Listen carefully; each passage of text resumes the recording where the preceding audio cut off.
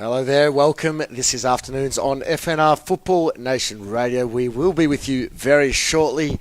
The UEFA Nations League is underway and plenty of other stories to come, previews of what's to come tomorrow as well. Stay tuned, we're getting underway very shortly.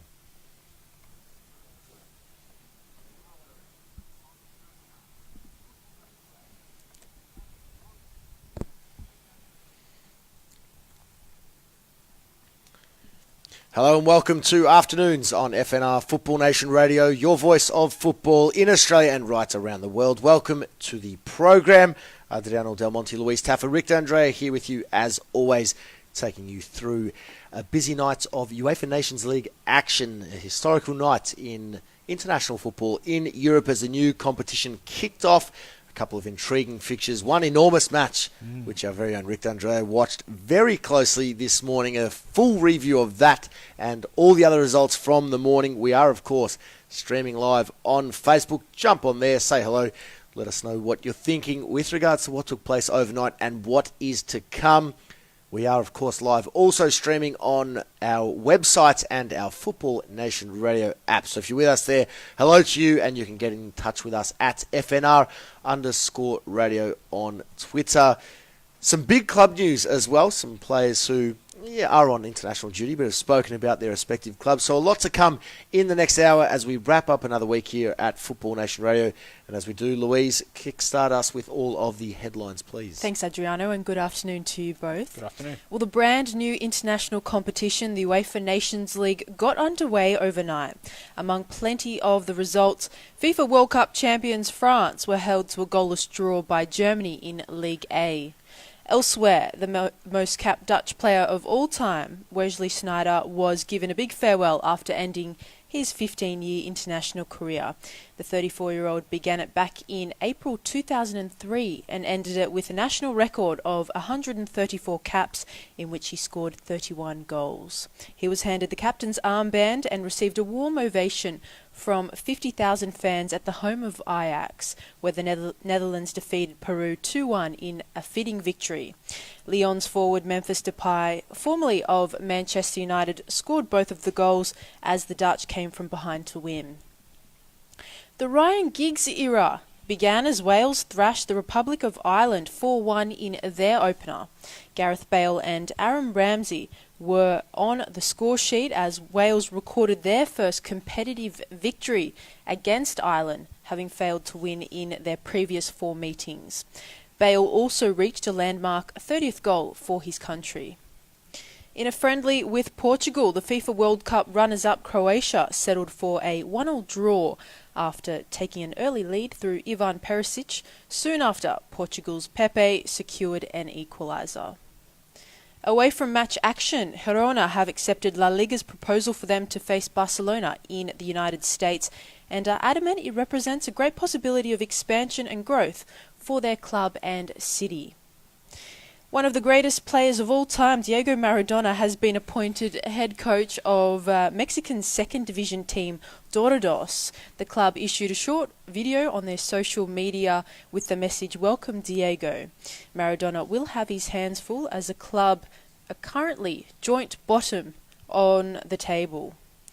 And finally, just when you thought it was over, Toni Kroos has again rejected Mesut Ozil's accusations of racism against the German Football Federation, insisting the national team has proven over many years to be a role model for all society on how integration can work. Adriano, that is what is making headlines at the moment, but plenty more later on in the hour. Great stuff, Louise. Some big stories, some big games. None bigger, of course, than France and Germany, which is where we'll start. The World Cup winners in 2018, World Cup winners in 2014. Rick, you watched this match very closely. It wasn't the first match of the UEFA Nations League. We argued yesterday, we felt it should have been maybe a standalone fixture to get the new competition underway. That was reserved for Kazakhstan, Georgia. Full recap of that match to come. A historic match in its own right. Georgia winning 2-0 on the road in Astana. But take us through what unfortunately was a fairly dull affair on the score sheet. Germany 0, France 0. Very much dull in the first 35 minutes as well. Good afternoon to you both. It was the match that I thought, okay, there actually might be a few goals. Not many more, maybe more than 2, but I did certainly feel there was going to be a goal at some stage. But in that first half an hour, it was very much at 10 paces from one another. There was almost a skittishness about it. The players, the 22 on the pitch, didn't really want to do too much attacking, couldn't break each other down. The deadlock really wasn't going to be troubled. Areola and Neuer weren't really doing too much. But then came a Toni Kroos corner especially, floated through to Rudiger. Rudiger headed it on to Mats Hummels, and obviously that was the first chance there to the Bayern Munich defender who was unable to score, as you can see clearly on your replay, Louise. After half-time is when the game actually started to open up. And that was when I felt Germany in particular started to actually press this French defence. Now, obviously, as we've touched on before, they are a little bit rustier. They have played the more games. They probably didn't return to training at their club level earlier than other teams, especially the German players. So you could see there was a little bit of a difference. Olivier Giroud even had a chance for France with a little sensational back heel, reminiscent of, say, Javier Pastore a few weeks ago for Roma, to actually try and open the deadlock. It did get past Neuer, but it did go wide of the post, so there wasn't that chance. When you looked at it as well, there was also a few chances for Thomas Muller, who had a great whipping, curling ball that actually got fended away. He had another one that was a cross-come shot, where he was intending to obviously see someone like a turbo Tim Werner in the box. Wasn't available, so he decided to just have a ping. And you could see Areola a little bit off his game. But ultimately, spoils shared, deserved 1 point each, and France kept their unbeaten run in Germany, now going to 5 matches. There you go. It was an opportunistic game for both teams. A couple of opportunities there. Tactically, though, interesting. We discussed Germany, particularly Royce for Muller. Perhaps they both started for the German national team here. Were you surprised with that? Because yesterday you were suggesting that maybe only one could feature in the lineup. Well, that's what I thought, but I didn't expect Jogi Löw to actually do what he did, and he decided, I would have thought, to play Royce as the number, say, a winger, a left attacking midfielder, and Turbo Tim Werner, I love calling him that, as the actual number 9, the sole centre forward. But he didn't. He actually decided to put Turbo Tim as this left attacking midfielder to go up against a Benjamin Pavard, who's obviously got a lot of experience in playing him in the Bundesliga, and obviously having Royce as almost as a false 9. It was a 4-2-4-0, you could almost argue, because he wasn't really as his centre-forward pinnacle target like Olivier Giroud was for France. That would just make it 4-2-4. Well, we could say that, but yes. Interesting. Did you see the incident between Pavard and Boateng? The stomping of the foot by Boateng on Pavard's neck. So this was about the 20th minute mark, give or take. There was obviously an incident. Pavard has fallen to the floor.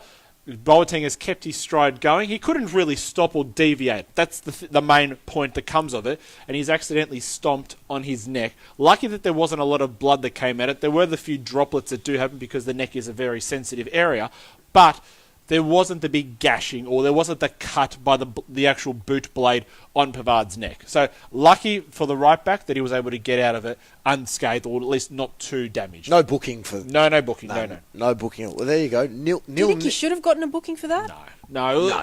It was Pavard falling to the floor and then Boateng in his natural step actually clomping. Some argue he should have gotten a red card. Who's arguing that? Pundits and fans. From where?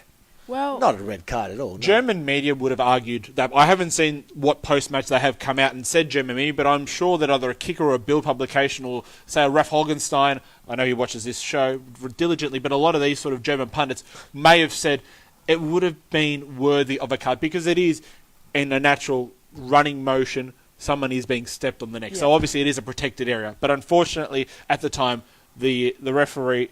The Italian referee didn't give it as a card. Here's one for you, Rick, coming through from Luke. Afternoon team, I thought Kante was brilliant this morning. Oh, he was. Is he the best number 6 in the world right now?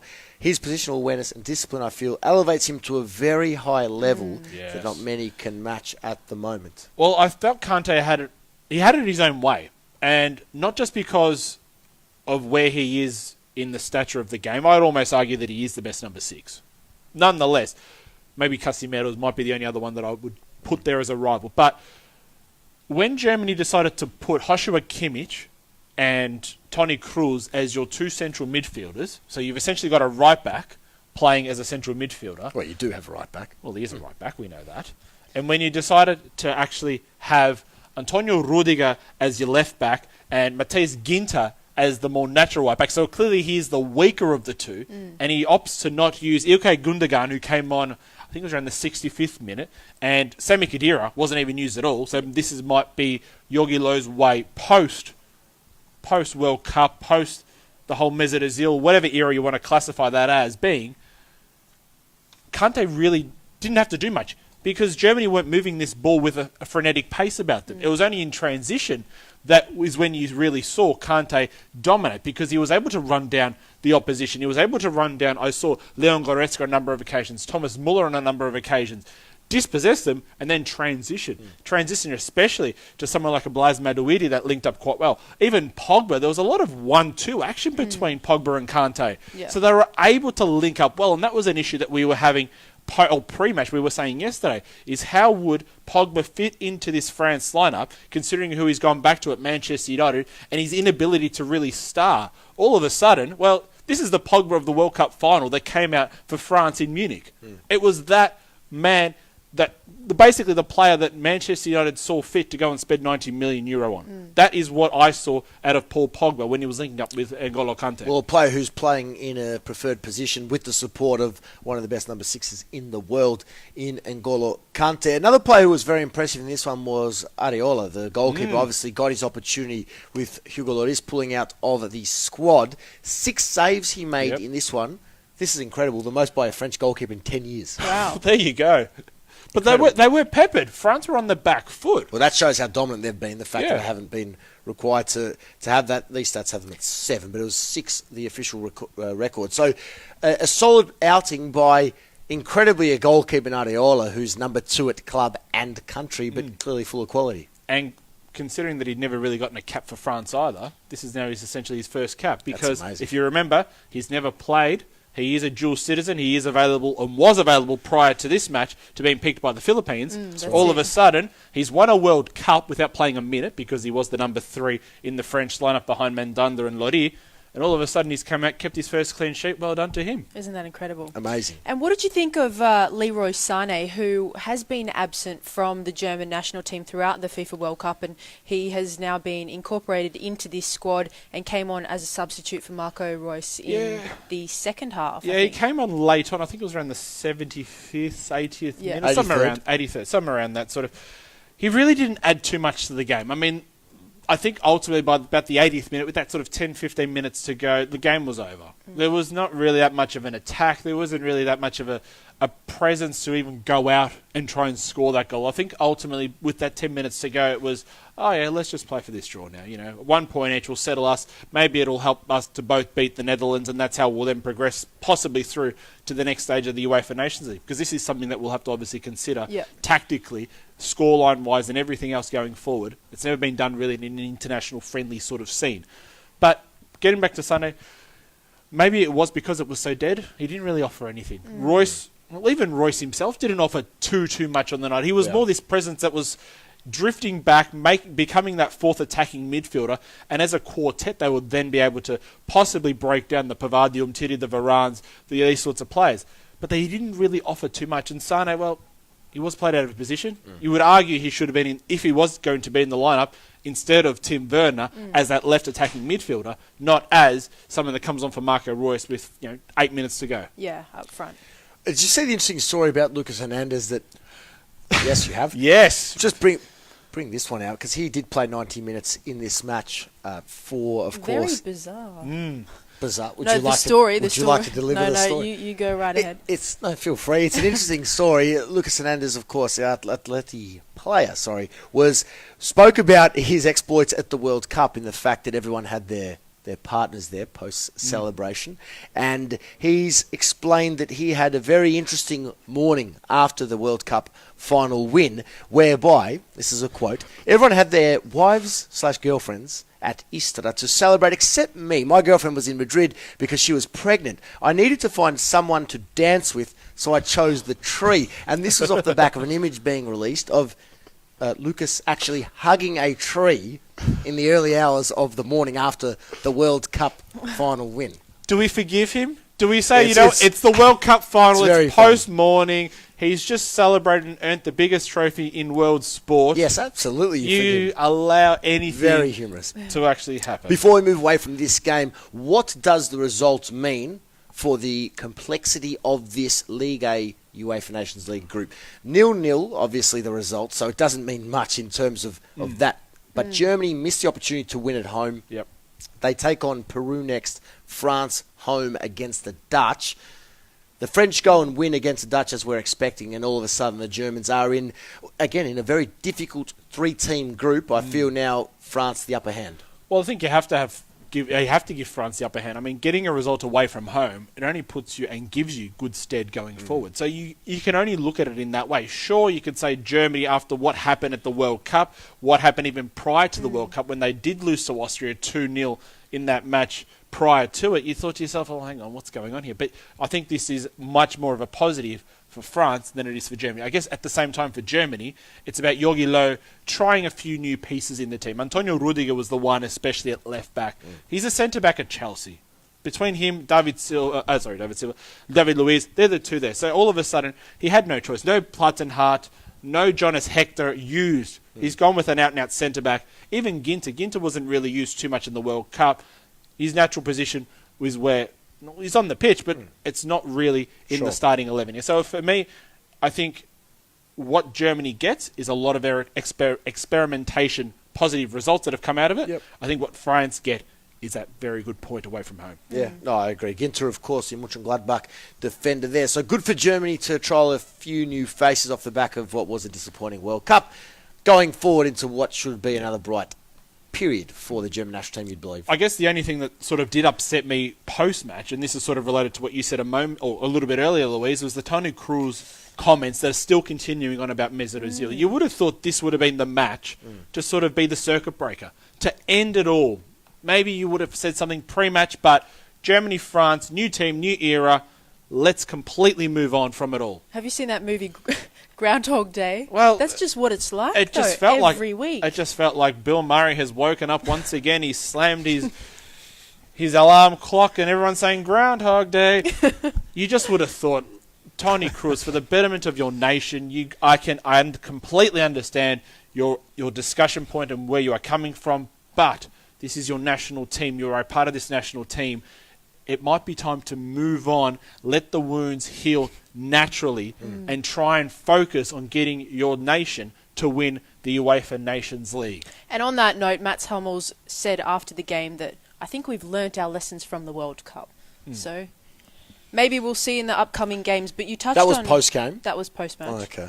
And I think that you touched on this Group A, Group 1. Group 1, yeah. Germany, France, Netherlands. I actually think after the Netherlands performing like they did last night, maybe they can do one on France and Germany. Maybe. Did you watch that friendly closely against Peru?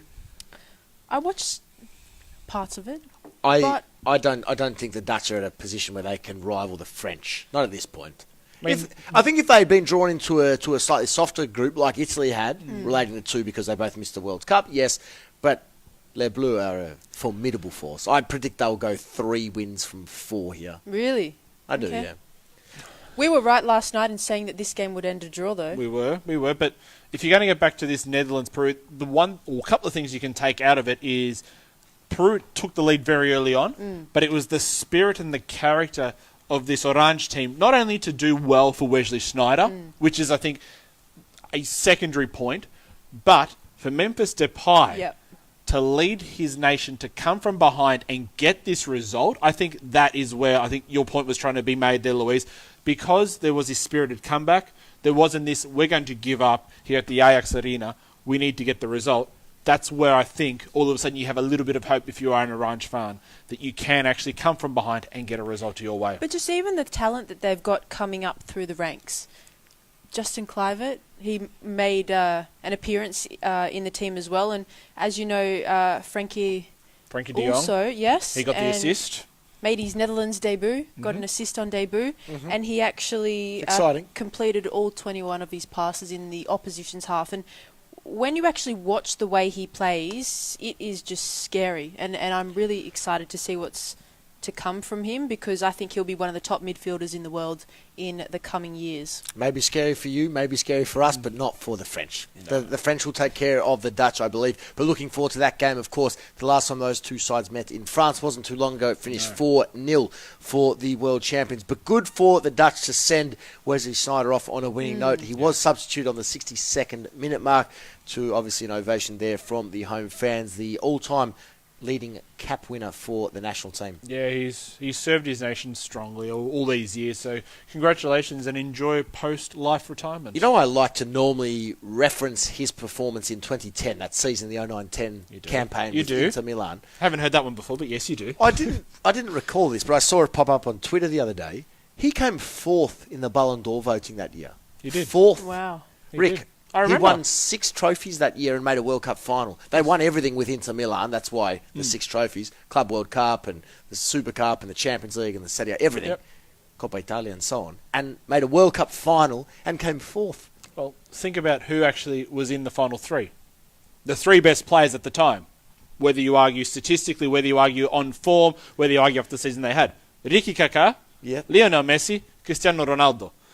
It's a very tough... What more can one do? Yeah, exactly. You're right. I agree with you that. You are right. What more can one do after they win the 3 major trophies across the European continent? I didn't remember that. And that was obviously the big debate back then. I remember that in 2010 now, upon reviewing who was in the final 3. But still, Wesley Sneijder at the time should have won and didn't make the final 3. And that's why I was doing some reflection on our discussion yesterday about the Ballon d'Or this year, just to jump there for a second.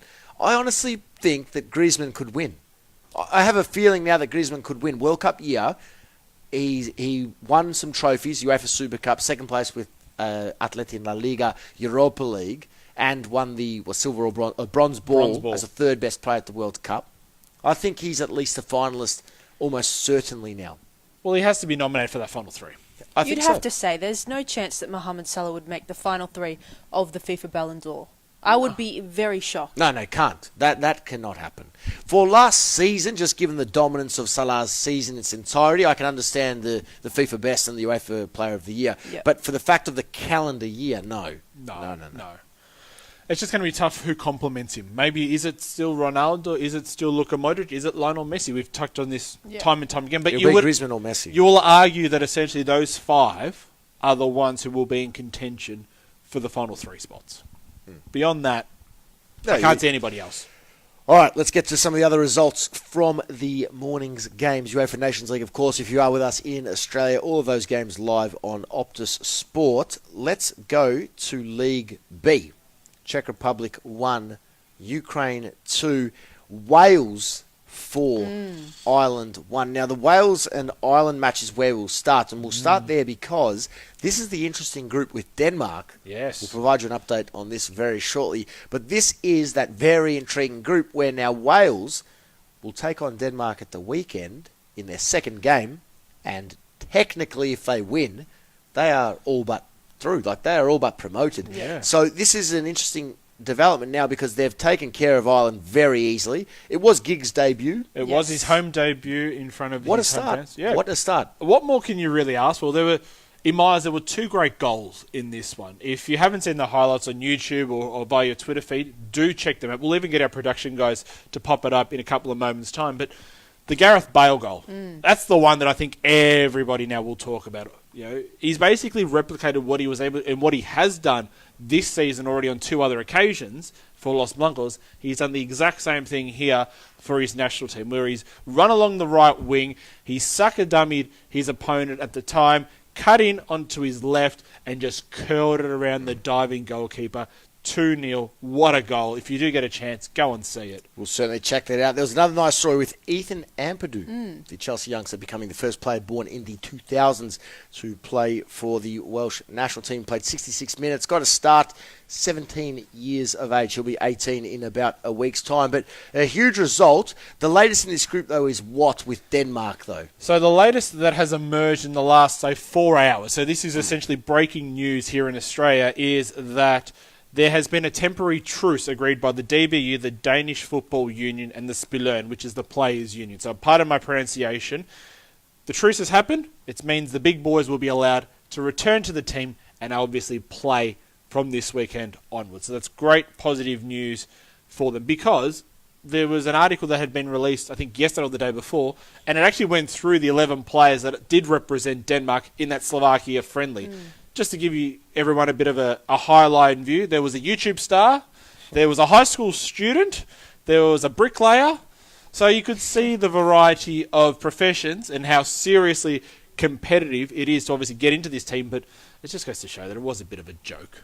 Ultimately, the team really wasn't the absolute echelon that the red and whites have put out over the years, and especially, at least, at the World Cup. Well, no, and I mean, given the circumstances, I mean, if you don't have any of your primary stars to pick from, it was just great that they could step in. And as the coach said at the time, it was an honourable defeat. And I mean, I think those players have to be proud of themselves. Well, they're proud that they wore the crest, correct. Been given a last-minute call-up to fill some very big shoes. Some of them don't even play football. They play futsal. Okay, it's similar, but it's different. Of course. I thought they did well. And, I mean, where else was this going to head?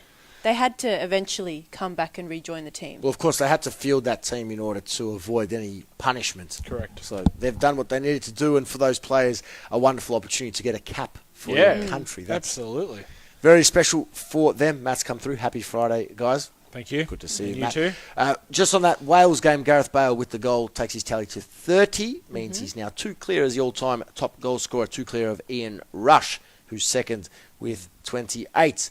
Some of those. I was just going to say, it would have been interesting had this truce not been put in place. What would have happened? And we sort of mentioned this yesterday and the day before. All of a sudden, had Denmark played their first match with essentially the same 11 that took to the park a couple of days ago, and then had this resolved, had this truce been put in place, and then they played their second follow-up match against Ireland, and all of a sudden they had their full 11, it would have thrown the entire group and the entire integrity out the door. Yep. Absolutely. The other match in that league, Ukraine 2, Czech Republic 1. Huge results. Zinchenko scoring in the last minute, coming off the bench to do so. Schick opening the scoring for the Czechs. A costly home defeat for the Czech Republic. You would believe, of course, Slovakia in this group as well. Czechs against Slovakia. Very interesting. Could be an interesting match. That will be, but Ukraine go top, winning 2-1. The City man scoring with the last kick of the game. League C, Norway 2, Cyprus 0, and Slovenia going down 2-1 at home to Bulgaria, who is the third team in that group. So 4 teams in this group. They're all that group. Norway, Cyprus, Slovenia, Bulgaria have actually tipped Bulgaria to win that group. So a nice start for the Bulgarians on the Slovenia, road. just to put it into context, didn't have Jan Oblak, the Atletico Madrid goalkeeper. He did say he wasn't going to be available for at least this week, for the 2 fixtures that they will be playing. So that is understandable, but nonetheless, the remainder of his teammates should have actually picked up the slack and at least gotten something out of this result. League D, Armenia 2, Liechtenstein 1. It's nice to see these lower teams playing each other, and the reason why is because competitively they never have. No. They never have because they never can, because they're always, more often than not, in the bottom of the pots, meaning that they're all drawn into separate groups. So now an opportunity for some of these nations to, instead of going on these all-time losing streaks, maybe an opportunity to get a few points along the way. So Armenia 2, Liechtenstein 1. And what's nice about it, just looking at the 4 games, there's no 6-0, 7-0, 10-0, 12-0 beltings that a lot of these teams and nations would be copping during friendly ones, because they would be playing a biggish nation, maybe a nation that's in Group A or Group B. They would put out a fairly strong team, and you wouldn't be able to develop, at least within your own team, to even further improve yourself. Now they've kind of met their match. Correct. Latvia 0, Andorra 0, Gibraltar go down at home 0-2 to Macedonia, who you'd have to fancy to win there. Yes. They're very strong, considering they've taken some points off some big boys in the past. And that opening game, Kazakhstan and Georgia played in Astana, 2-0, Georgia winning it on the road.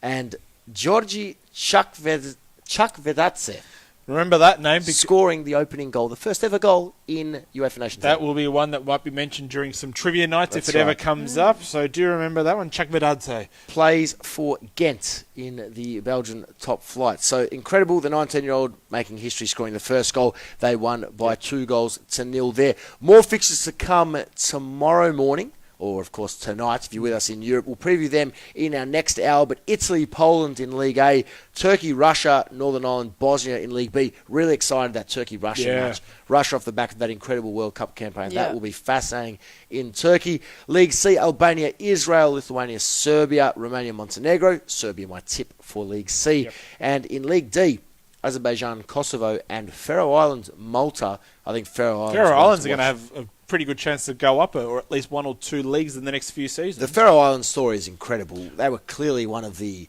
weaker nations in European football, and all of a sudden have taken themselves, okay, still in League D here, but have really taken themselves to the top of that pile. So I do expect to see Macedonia and Faroe Islands really competing in the latter stages of League D. If you remember a few years ago when Faroe Islands really sort of came up, they were doing a lot what the Danish national team put out a couple of days ago in that friendly. There was the accountant, there was the bricklayer, there was the fisherman. That's right. And you look at them and you see, okay, 3, 4, 5, 6 years on, where are they now? They might actually be a Group B UEFA Nations League team Down the track in a couple of years' time. Great nation who have come a very long way, very small nation indeed, but they did have some wonderful stories as well along those lines. So look forward to those fixtures, full previews still to come, as I said. A couple of the other friendly matches, just wrapping up those results, or one other friendly match, Portugal and Croatia 1-1. No Ronaldo, Croatia without a few retiring stars. Perisic opened the scoring, Pepe equalising 1-1 half-time, and that's how it finished. Yep, didn't catch too much of this one, unfortunately, but probably a fair result. It is a friendly. Don't read too much into these friendlies at the moment. Andres Silva did get the start up top, so got his minutes, Louise, as we touched on yesterday. Croatia with a very different lineup to obviously their World Cup final lineup, but obviously some of the same faces there. Modric playing from the start, Kovacic in there as well, Perisic, as I said, the goal scorer, Vida, Vesalko. So a few stars in there, a few stars rested, a few stars retired, but yeah, not much to read into that off the back of their World Cup. The only thing I might be reading into it, and you've got the lineup there, was Kalinic in goals, and I'm not talking about Nikola here. That might be the only thing, because it is seen as he being the successor to Daniel Subasic. Yep. So obviously it is now important to get your goalkeeper, the man in between the sticks, right, and then obviously build from there. So if obviously Zlatko Dalic has kept more or less a similar sort of team to what he took to the World Cup, let alone the World Cup final, and now is plainly obvious who will be the man, the number one in between the six, and that is Kalinic. So of course, Subasic retiring. Correct. Post-World Cup, along with Mandzukic and Lovren as well. Lovren, Choluka as well. There's been a few players, yes. So, new generation for Croatia, but off to a decent start ahead, of course, of their opening fixture in the UEFA Nations League this weekend still to come. They're in that very interesting group where they'll take on Spain in Elche in the first match. Spain and England to meet first up, though, at Wembley. That match to come this weekend, which we'll also preview later on in the show. So lots still to come in the UEFA Nations League, but let's get to some club news now, because there has been a lot of that. And let's start with one of the news stories, Louise, with Girona accepting the La Liga. What was there to accept? Because from what I was led to believe, it was done, but have they just accepted the fact that this is something we'll be doing and we're ready for it? Yeah, that's it. They've accepted La Liga's proposal for them to face Barcelona in the United States. And actually, in a club statement on their website, they said, a little over 3 years ago, the club fought against disappearing entirely. And now our goal is to consolidate ourselves in La Liga.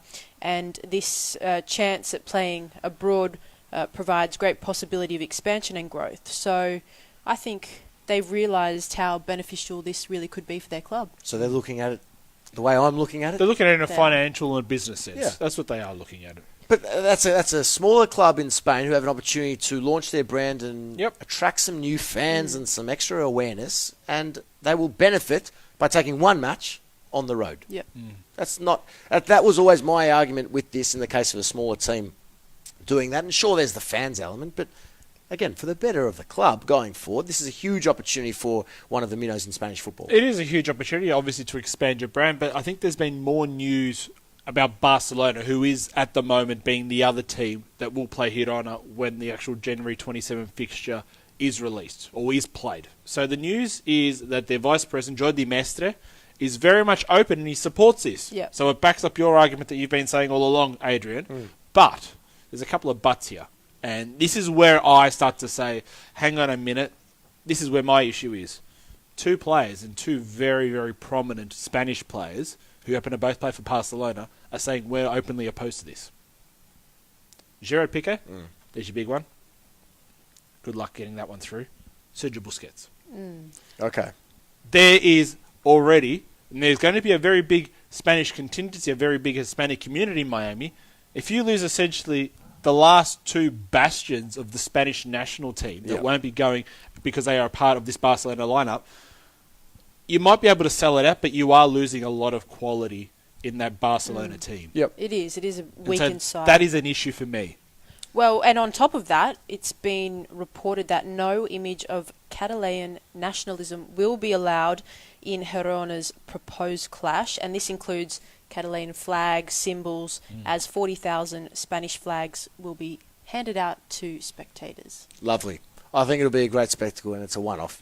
Enjoy it. While we are with Barcelona, of course, the opponent of Girona in that fixture, Luis Suarez has come out and spoken about the VAR and it impacting goal celebrations. He said when you have doubts, obviously regarding to scoring and having a doubt, the VAR takes away your adrenaline and desire to celebrate. It's a blow to your happiness.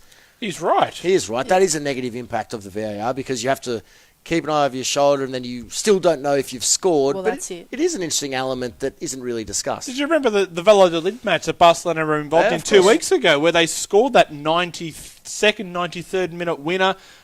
Top came off, flung into the crowd. The player, I can't remember who it was that scored the goal, ran basically into the stadium, ran all the way around because it has an athletic track around it.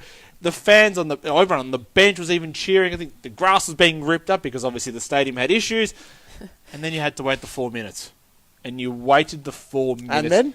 And then VAR intervened. And the goal got scrapped off for offside. And then it was all for nothing. At least he got his moment to celebrate, though, but it's all You for almost nothing. just want to give it to him. You do, but After that. that's exactly, I think, where Suarez is coming from. Is unless it happens to be a long-range banger and that goes into the top corner, you won't see these last-moment goals as celebrated as such. Could you imagine, just as an example, the 99 Champions League final, Teddy Sheringham scores the 2-1 against Bayern Munich. Yep. If that had all of a sudden had to go to VAR after he scored, and Manchester United are celebrating like there's no tomorrow, could you imagine having to wait those 5 nervous minutes, and then all of a sudden the referee up in the box just saying, "Oh, hang on, guys, sorry, that's not a goal, that's offside." Now I'm using this as an example, a wild example, but just so you understand, and you understand how complex this can be, and what Suarez is saying.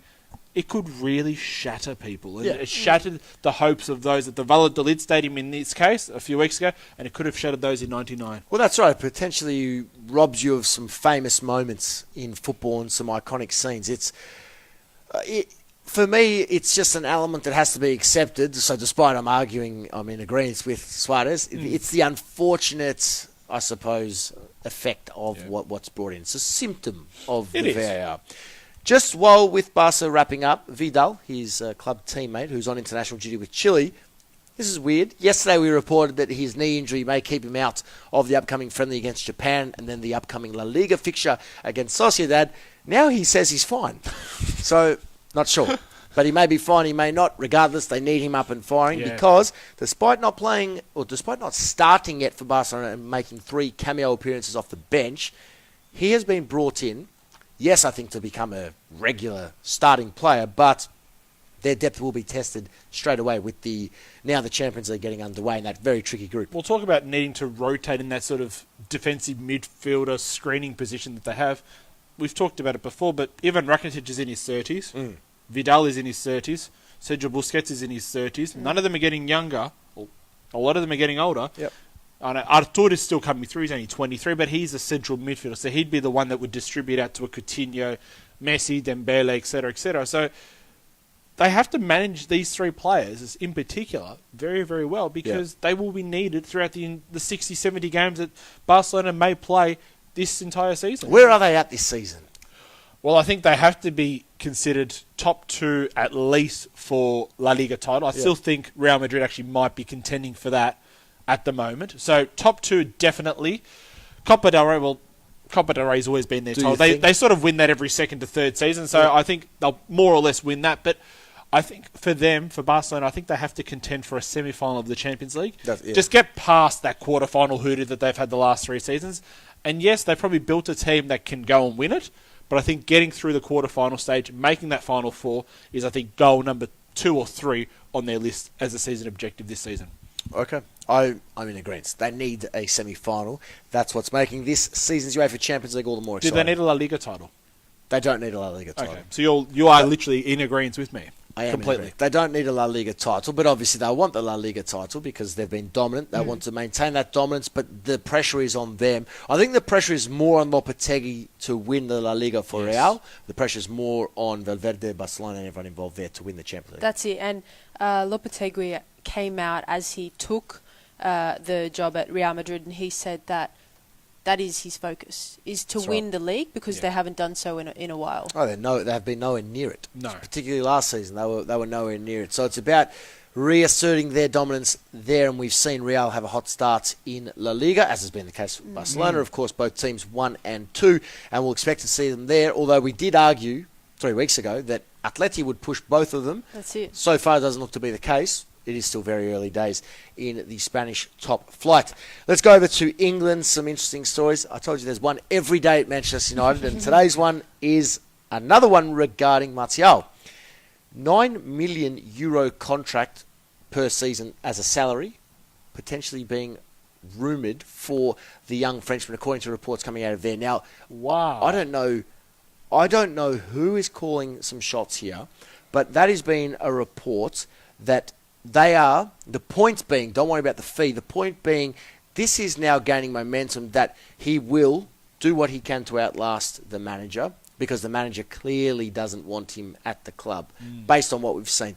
Regardless, Martial does have interested suitors in Juve and Bayern Munich, and there will be a very interesting squad that we're going to discuss a little later to close this hour regarding a squad of players, or an 11 of players, who are free agents, who will be available on a free transfer at the end of this season. Okay. He's one. Now, I have a feeling, this is a complete gut feeling, but I have a feeling that either Juve or Bayern Munich, who have expressed strong interest in the Frenchman, I have a feeling that they are encouraging him to just string United along in the hope that they can get him for free at season's end. It does really seem like that. We've seen it happen before. Whether it be a Juventus, but Bayern Munich especially. One or the other, because they're the two that are linked. For me, I think it will be Bayern. And the only reason I say that is you've still got your very aging wingers in, obviously, Frank Ribery, and Robben. Ribery will be 35, maybe even 36. Ribery will be a year older. Well, it's definitely their last seasons. He'd have to Robben. be. I think Martial, if he is stringing along and playing that game, he'd be the perfect fit at Bayern Munich. They haven't spent the war chest that they usually do every year.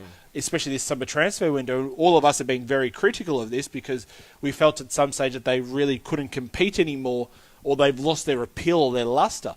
But maybe they're just saving themselves a few little pieces so then they can go and get some nice players. And maybe Martial, they might be able to entice him with a very similar sort of contract rather than actually having to pay the transfer fee to Manchester United. Well, you'd have to say that Ed Woodward wouldn't want to let him go on a free transfer, hence why they're opening discussions, to give him a contract extension. Well, we'll see. We'll see. We have seen this happen to some players before where they have strung a club along and then they get out free of charge and the other club benefits massively. It could be the case here. Ed Woodward can try to do what he wants, but the fact here is that Martial is only contracted till the end of the season. Yep. If he doesn't put pen to paper, there's nothing United can do about it.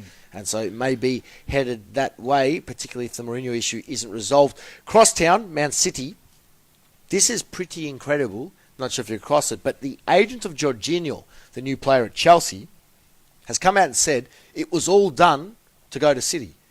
The deal was done. Everything was agreed. Well, he was very close. I He was- think he was even at reports were the saying- airport or Yeah, that's something. right. That's how close he was. And this was either just before the World Cup or just a few games into the World Cup. So it was that very early to mid-June period, because the reports were emerging that he was going to go for about 48, maybe even £50 million. And all of a sudden, the word then started to spread. He's off to City. He's going to be a City player. I think I even tweeted it out at that stage that he was going to go to City because he was at the Naples airport ready to catch a flight to Manchester. And then there was a big U-turn. The whole Maurizio Sarri saga came up, or that he's going to Chelsea. And as soon as that then came up, well, you put two and two together. Chelsea hijacked and whisked him away. Well, remember the comments that we brought to you yesterday with regards to his thoughts already about the weather, the atmosphere, the food he wasn't enjoying. hopefully he's made the right call there going to London and not Manchester. A couple of other comments he made in that interview yesterday that we touched on.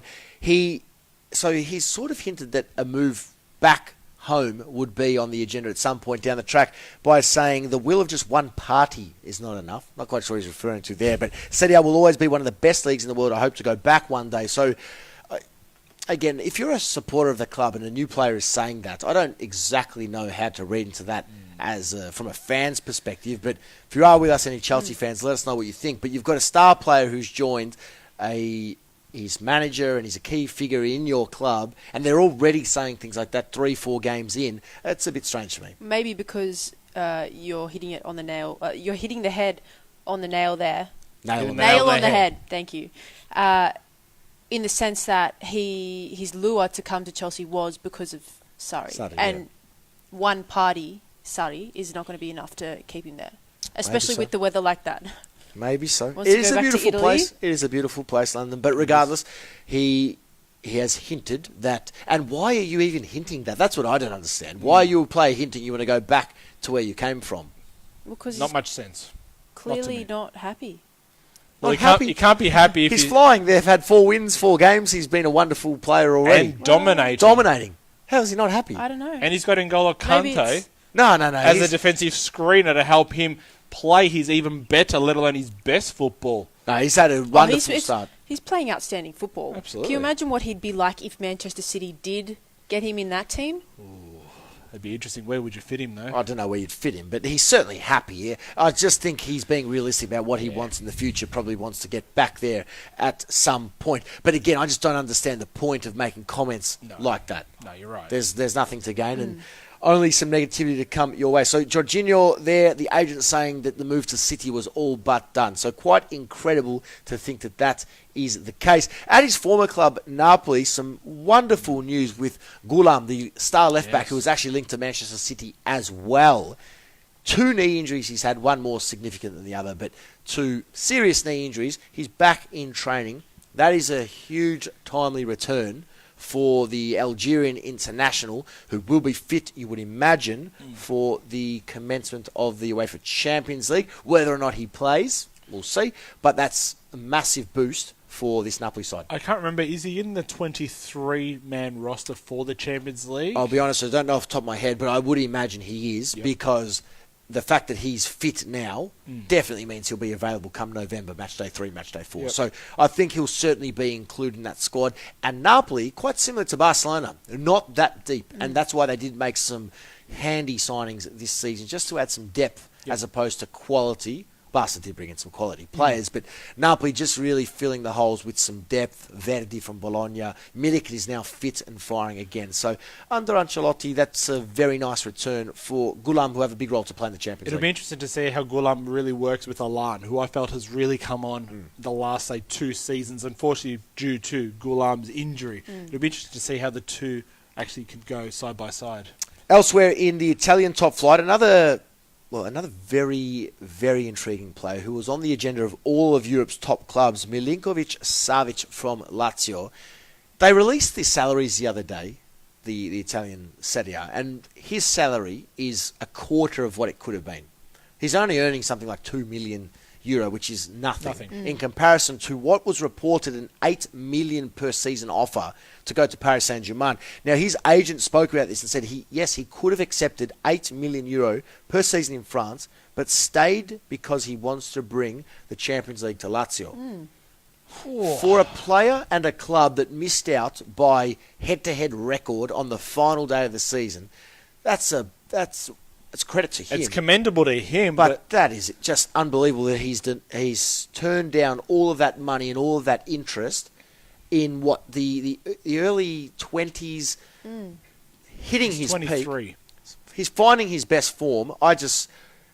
Great for him, but you don't see a lot of that in football these days. It's that loyalty factor that we've seen sort of disappear. Europa over the League last 10 football, years. they can't win the Scudetto this season. What's the lure to remain? The Champions League, obviously, to get them back there, but that's a commendable decision by the Serbian international there. And we know that there's no guarantees that he performs at the same level this year. No. There's no guarantees he's fit and healthy. So to take that risk and remain with his Lazio side, he's obviously fully invested into the club. Yeah, he absolutely is. And I also wonder, though, despite him not taking the personal terms, the 8 million figure, is anyone really going to buy out that contract if he's that release clause? Maybe that might be the sticking point for him making these sorts of comments that he wants to now lead Lazio to a Champions League, that he wants to take them to possibly win a Scudetto.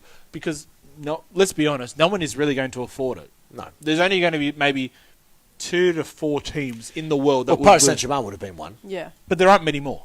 No. But that's where the interest was. The interest was City, it was PSG, and it was the big spending clubs. I'm sure he'll be on the agenda of Real and Barca.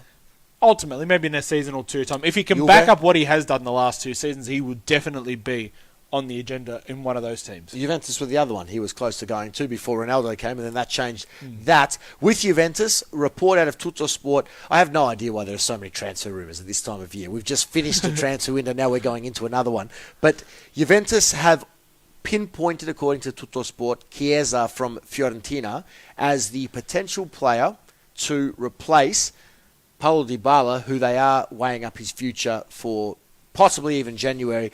That is what the reports are saying. Chiesa valued at 70 million euro. Obviously, there'd be more money that would come for Dybala than Chiesa at this point of his career. But the young, up-and-coming Italian international from Fiorentina, 70 million euro, Dybala potentially on the way out, and that's obviously due to his slow start to the season. Well, it's a slow start to the season, but he also had a slow start to the season last year. Yeah. Well, it's very early days. First, I don't buy into any form of rumours early September. Considering we've just had a massive transfer window where you had the best part of 3 months to buy and sell and move players here and there, and all of a sudden you're going to possibly be selling Fiorentina's biggest asset to whether it be Juventus at Inter Milan, whoever it happens to be, and then as a result of that, you are going to sell arguably your nicest piece of jewel that you actually have in your team in Dybala, the player that you probably will see rise up and take Juventus beyond Cristiano Ronaldo or whatever he decides to do over the next 4 seasons.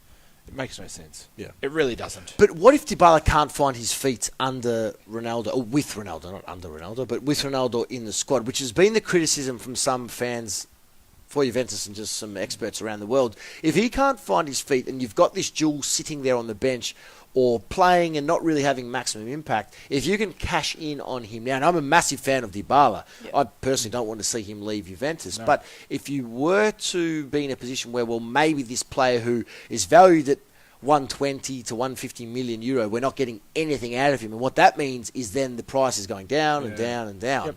And then suddenly he's worth 60 to 80 million. Well, then that's a loss for Juve, and a loss that they could have reinvested elsewhere. Chiesa being one, and elsewhere to strengthen obviously an ageing defence and a midfield, which still I feel needs a key central midfielder. Yeah, I'm not going to dispute you on this whole central defensive argument. I've said it too many times on this show and over the last few months, but I don't think you can get rid of Dybala. If anything, had it been, as we sort of suggested, early June, if Ronaldo does come, Gonzalo Higuain was the one that was gone, but maybe it should have been then and there, this discussion that we are having today, and should have been Paulo Dybala being the one that goes. Because it's a little bit easier to integrate with a left forward and a centre forward than it is to have with Ronaldo and Dybala, who plays essentially as a number 10 playmaker and a left winger / forward. Yeah, it probably does make sense in hindsight. Higuain as a centre forward with Ronaldo on the left would probably have been the option.